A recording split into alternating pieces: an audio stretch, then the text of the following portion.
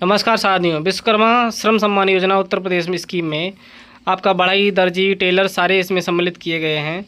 इसमें आपको रजिस्ट्रेशन करने पर सरकार की तरफ से 15,000 रुपये तक या मशीनीकरण उपलब्ध किया जाएगा। तो इसकी रजिस्ट्रेशन वेबसाइट पर आप यहां पर पहुंच जाएंगे। यहां पर दूसरे नंबर पर दिया हुआ है विश्वकर्मा श्रम सम्मान योजना उत्तर प्रदेश। इस पर जाकर आप टिक करेंगे और इसके आगे आपको यहाँ पर नाम डालना पड़ेगा। नाम डालने के बाद सेकंड ऑप्शन में आपको अपना जन्मतिथि फिल करना है। जन्मतिथि डालने के बाद आपको अगले स्टेप में पिता का नाम डालना है। साथ ही आपको मोबाइल नंबर भी दर्ज करना है। मोबाइल नंबर दर्ज करने के बाद स्टेट आपका ऑटोमेटिक यहाँ पे आ ही रहा है। साथ ही आपको यहाँ पर अपना ज़िला सेलेक्ट करना है। ज़िला सेलेक्ट करने के बाद आप यहाँ पर जब कैप्चा को भरेंगे और सबमिट करेंगे, इस तरीके से आपका रजिस्ट्रेशन यहाँ पर कंप्लीट होगा, जो डैशबोर्ड पर सामने दिख जाएगा। इस तरीके से यहाँ पर आपका रजिस्ट्रेशन कंप्लीट हो जाता है। इसी रजिस्ट्रेशन नंबर और पासवर्ड को आप यहाँ पर डाल के कैप्चा डाल के लॉगिन करेंगे तो आपके रजिस्टर्ड मोबाइल नंबर पर एक OTP आएगा। वो OTP यहाँ पर आप फिल करोगे। OTP फिल होने के बाद ये थोड़ा सा रिफ्रेश होगा। अब आप यहाँ पर एक बार पुराना पासवर्ड डालेंगे और अपना एक नया पासवर्ड क्रिएट करेंगे। तो फटाफट ये डाल लेते हैं। पुराना पासवर्ड जो आपने रजिस्ट्रेशन के समय किया होगा, तो रजिस्ट्रेशन के साथ ही नीचे लिख के आता है, वो वाला ऊपर पड़ेगा। नीचे आप कोई भी पासवर्ड बना सकते हो। पासवर्ड बनाने के लिए यहाँ पर क्राइटेरिया दिया हुआ है। पासवर्ड में कम से कम 6 अक्षर होना चाहिए या अधिकतम 12 होना चाहिए। कम से कम एक कैपिटल लेटर और एक लोअर केस और एक स्पेशल लेटर भी होना चाहिए और एक न्यूमेरिकल लेटर भी होना चाहिए। आप कोई भी अपना पासवर्ड अपने अनुसार जो आपको याद हो वो आप बना सकते हो। सबमिट करके आप इसको ओके करोगे और अब ये आपका पासवर्ड नया तैयार हो चुका है। तो आप अब इससे दोबारा से लॉगिन करेंगे। दोबारा से होम पेज पर आ गए हैं और यहाँ पर आपको इस बार जो आपने पासवर्ड बनाया है वो पासवर्ड डाल के इस कैप्चा को फिल करेंगे और फिर लॉगिन बटन पर प्रेस करेंगे।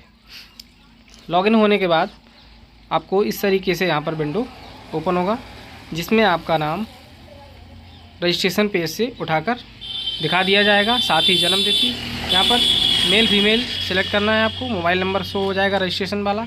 वैवाहिक स्थिति यहाँ पर शो हो जाएगी। इसके बाद यहाँ पर कास्ट सेलेक्ट करेंगे और फिर आपको अपना वेबसाइट दिखाना है कि आप क्या करते हैं, उसके अधीनस्थ आपको यहाँ पर रजिस्ट्रेशन करना होगा।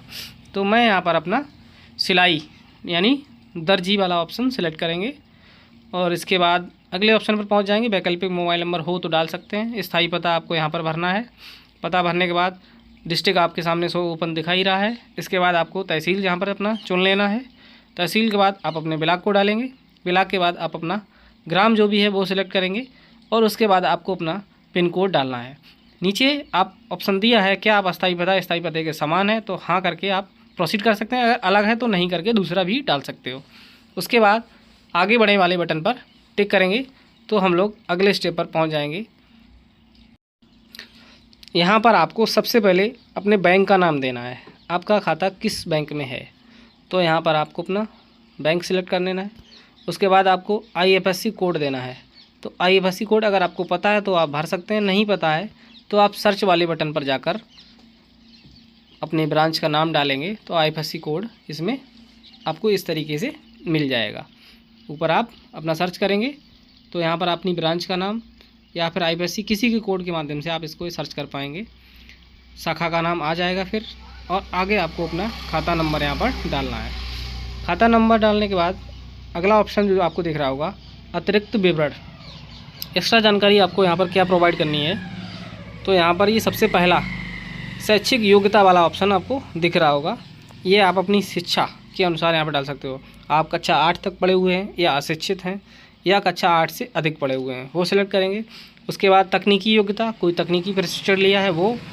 तीसरे कॉलम में आपको अपना आयु सेलेक्ट करना है। 18 से 45 वर्ष, 45 से 60 या 60 से भी अधिक है तो वो सिलेक्ट करने के बाद परिवार की वार्षिक आय 2 से 4 लाख के बीच, 4 लाख से अधिक या 2 लाख तक, वो सिलेक्ट करने के बाद 5वें नंबर पे आपका विकल्प है यहाँ पर अभ्यर्थी की सामाजिक श्रेणी, आपकी कास्ट क्या है, SC ST OBC वुमेन या सामान्य।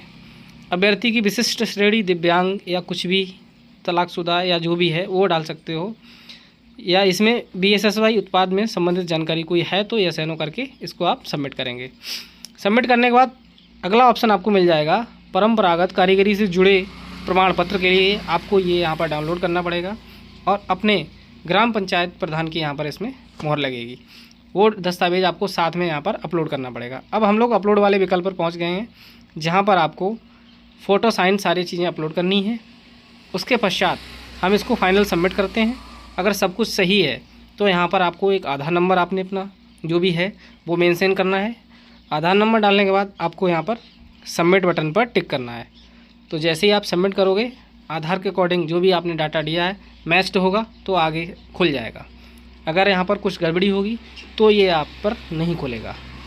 तो जब हम आधार नंबर डालने के बाद इसको सबमिट करेंगे तो आपका आधार नंबर ये सही है या किसी दूसरे का आधार नंबर है, उसका सत्यापन होगा। जस्ट सत्यापन होने के बाद इस तरीके से आपको प्रीव्यू दिख जाएगा। अब ये फॉर्म आपका कंप्लीट हो चुका है। वीडियो में यहाँ तक बने रहने के लिए आप सभी का धन्यवाद।